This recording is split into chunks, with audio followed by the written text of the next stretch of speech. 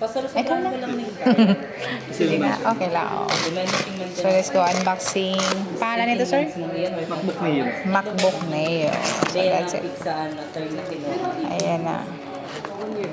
This one, the color is blush. Blush. Blush.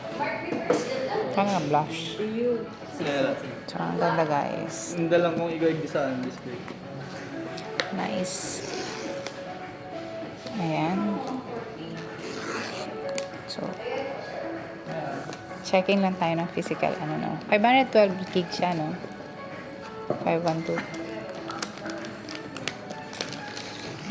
Ayan nila. Nice. Labas. Labas. Sa nilalim. Nakahit mo siya. Yes.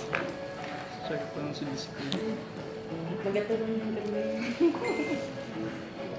Oh, nag-open ka agad. Automatic open siya. Once iangat po ang lid. Para hindi mabubog ang button. Ah, okay. So, automatic siya Pero once you naman open yun. it. May option naman. Option. 42. So, same lang ano siya. Ang charging port niyan, same na ng ano, ng sa iPhone. Type-C. So, hi, hello. Oh my God. Ang ganda. Nice. Sana all talaga. Ang ganda, guys. Bili na po kayo. Wala pala siyang libreng mouse. Talaga ano siya. Regular charging. Okay.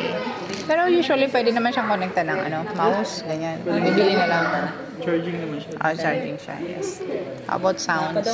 Eh, yung setup na ba diretso mo? Mag-create na kayo ng MacBook account. Ay, wag na muna. Oo. So, may tumunog. Okay. Ah, okay. So, yun lang. Okay na. Siya na ang susunod. Pag ano kasi, mag-create kayo ng MacBook account para mag-push to. Oh, sige. That's it. Thank you. I-shutdown ko na lang. Oo, shutdown. Saan naman ang shutdown? Doon. Sa Apple logo. Sa Apple logo. Tapos, shutdown. Automatic on naman yun yung mag-open. Okay. Once iangat. Pero pag shutdown ka na lang. So, that's it, guys. That is MacBook Neo. Ang ganda. Pero okay lang naman. Ang galing-galing.